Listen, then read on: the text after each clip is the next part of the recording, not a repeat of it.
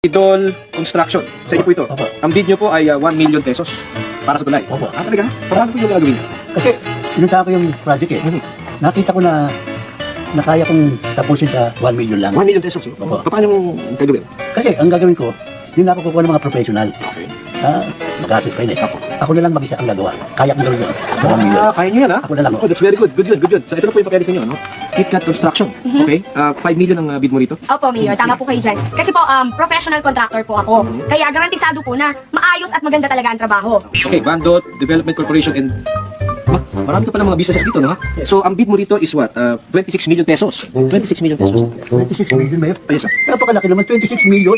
Ba't ang laki-laki? Hindi na ako magpapaliwili pa. 26 million. 10 million. Siyempre, sa akin. Kawawa naman ako. 10 million. Kay Mayor. So 20 million na yun. 5 million. Sa'yo, ma'am. Supervise mo siya. 1 million sa'yo, ba? O gawin mo tulay.